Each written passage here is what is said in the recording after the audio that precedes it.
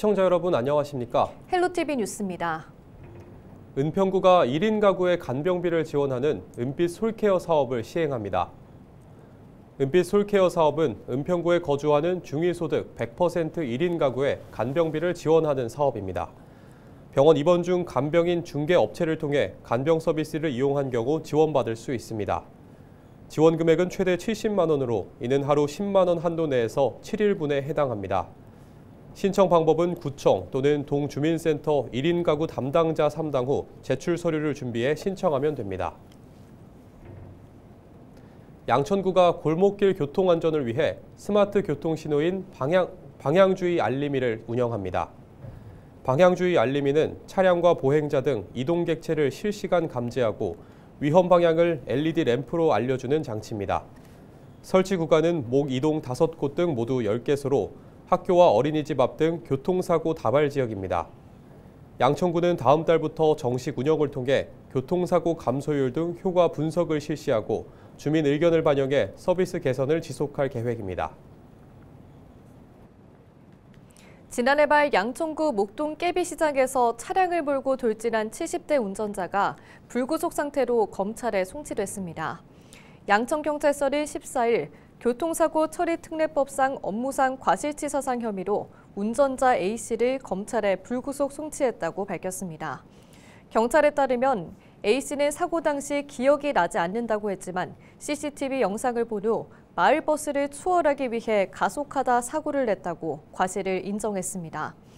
경찰은 A씨가 치매 진단을 받고 요양시설에 입소한 점을 고려해 치료가 필요할 것으로 보고 불구속 상태로 검찰에 넘겼다고 밝혔습니다.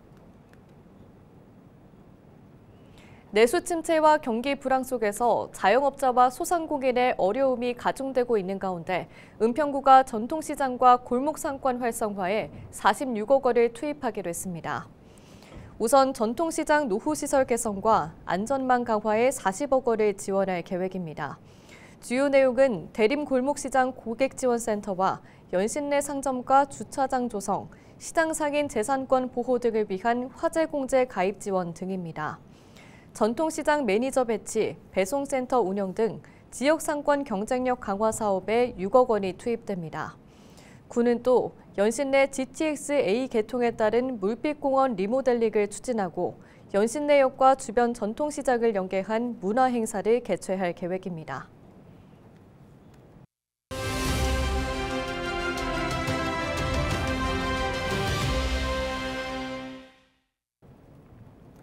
제대로 된 정보 없이 지역주택조합에 가입했다가 큰 피해를 본 경우가 많습니다. 최근 은평구 불광 2동에서는 지역주택조합 대행사 대표가 허위 과장 광고로 조합원을 모집해 200억여 원을 편취한 사건이 발생했습니다. 헬로티비 뉴스에서도 관련 내용을 보도해드린 바 있는데요. 이슈앤피플, 오늘은 지역주택조합 제도가 무엇이고 또 어떤 문제가 있는지, 피해를 당하지 않으려면 어떤 점을 주의해야 하는지 알아봅니다. 손성혜 기자가 조정래 은평구 정비사업 신속추진단장을 만났습니다. 지역주택조합 사업은 사업 예정지 소유권이 확보되지 않는 상태에서 사업을 계획하기 때문에 조합원 모집을 통해서 조합을 결성하는 성격의 사업입니다. 그래서 대지의 소유권을 이제 취득하는 과정에서 이렇게 어려움을 겪게 되고 또 토지 소유권이 확보된 것처럼 또는 그 사업 계획이 확정된 것처럼 그런 하는 과장 광고에 현혹되는 것이 피해를 발생시키는 가장 큰 원인이라고 보고 있습니다.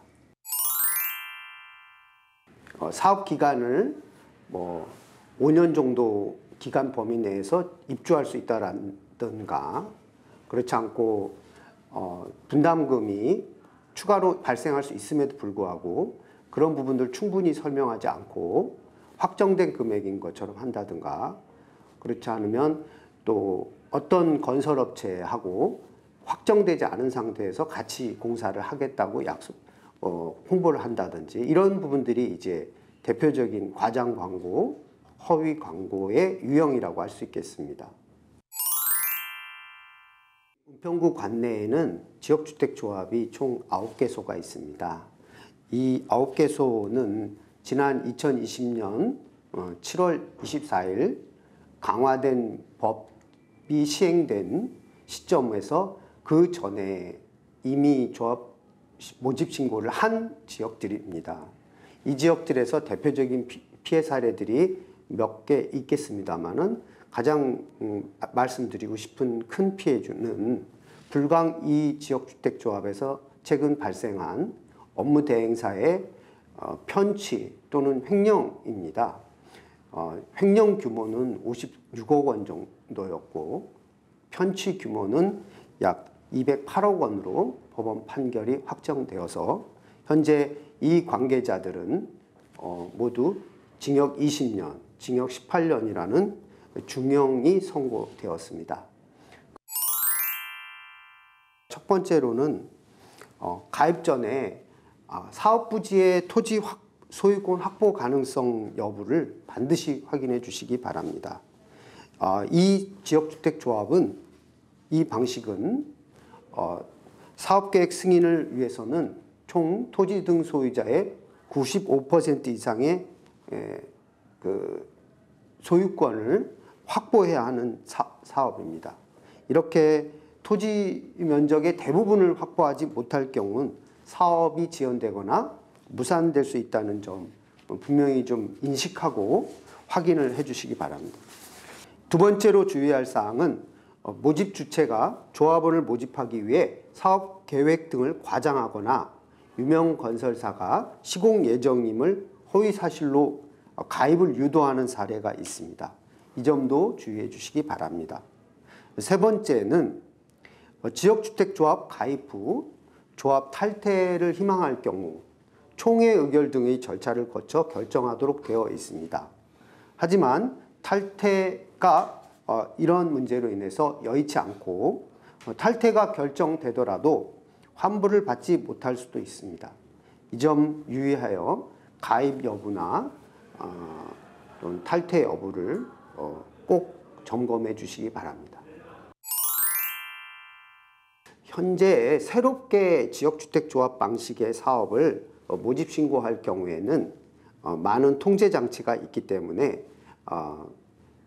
매우 까다롭게 진행되고 있어서 그 피해 규모는 확대되지 않을 수 있습니다. 다만 이미 추진 중인 사업장에 대해서가 문제가 되고 있고 보완 대책이 마련될 필요가 있겠습니다. 특히 모집 신고 변경 후에 거짓이나 과장에 의한 조합원 추가 모집 문제라든지 조합 설립 전 자금 추가 요구하는 문제라든지 정보를 충분히 조합원들에게 공유하지 않도록 제한한다든지 하는 문제에 대해서 책임과 처벌 규정을 강화하는 방향으로 개선되어야 한다고 보고 있습니다. 우리 구에서는 지역주택조합 실태조사를 위해 합동조사반을 지속적으로 운영할 계획입니다. 주민 피해 예방을 위해서 국토부에 또 국토교통부에 관련 법 개정을 지속적으로 건의할 계획입니다. 작년 8월 서울특별시청 내에 지역주택조합 피해 상담 지원센터를 개설하였습니다. 그래서 피해를 보고 계신 분이거나 관심 있으신 분들은 이곳에 방문하시어 법률적, 행정적 도움을 받아보시기를 바랍니다.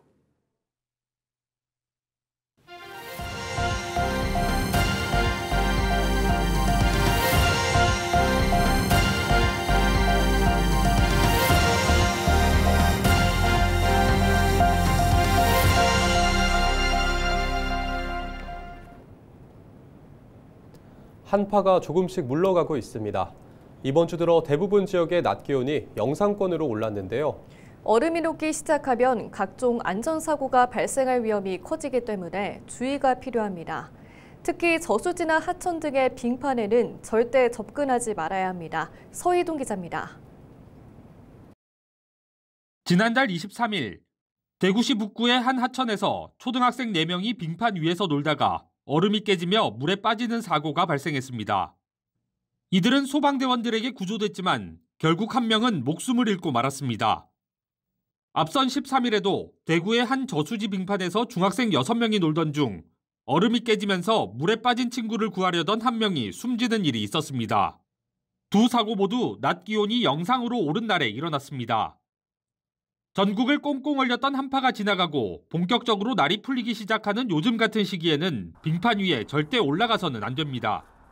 얼음이 꽝꽝 얼어 있는 것처럼 보이지만 해가 비치고 기온이 영상으로 올라가는 낮에는 두께가 얇아지기 시작했습니다. 특히 빙판 한가운데는 얼음 두께가 더 얇고 하천은 물이 흐르며 얼음이 속에서부터 녹아 쉽게 부서집니다.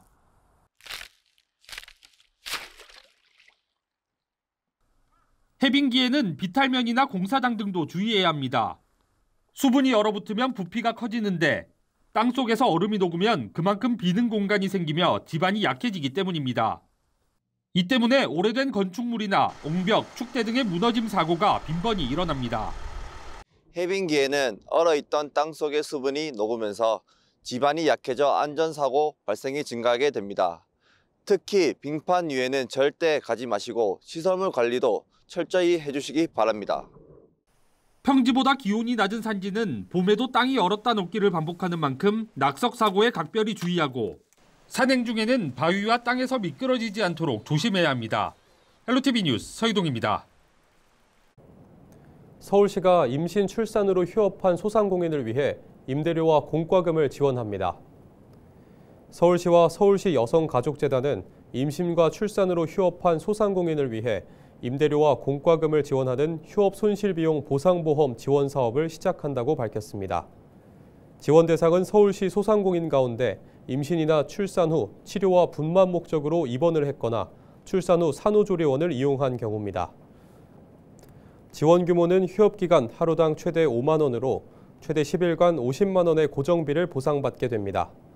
보험금을 지급받기 위해서는 아이를 출산한 소상공인이 휴업 이후 보험회사에 직접 보험금을 청구해야 하며 신청기간은 휴업 발생 후 3년 이내입니다. 은평 지역 버스 노선 조정 주민 의견 수렴을 위한 공론회가 열립니다. 더불어민주당 박주민 의원은 지역구인 녹번, 응암, 신사동 등을 지나는 버스 노선 조정 관련 주민 의견을 듣는 자리를 마련했다고 밝혔습니다. 이번 주민 의견 수렴은 서울시가 진행 중인 서울 시내버스 노선체계 전면 개편 용역에 따른 것으로 박 의원은 공론회에서 나온 주민들의 의견을 정리해 서울시에 전달할 계획입니다. 은평 지역 버스 노선 조정 관련 주민 공론회는 오는 18일 화요일 오후 7시 서울 혁신파크 50플러스 서부 캠퍼스 4층 강당에서 진행됩니다.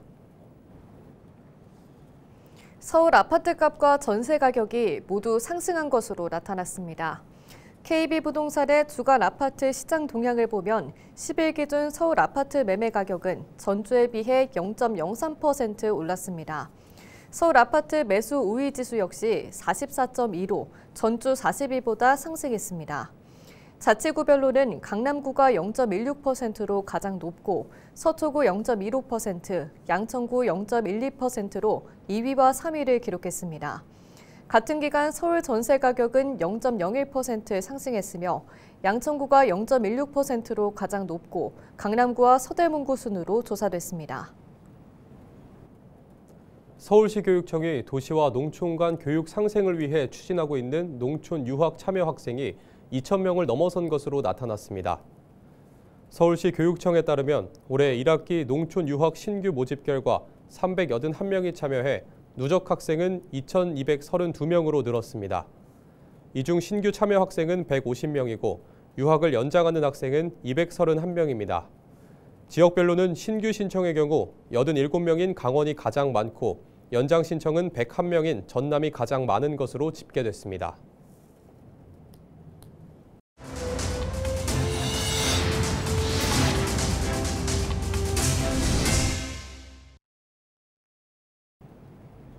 이상으로 뉴스를 마칩니다. 저희는 언제나 지역민 여러분과 함께합니다. 시청해주신 여러분 고맙습니다.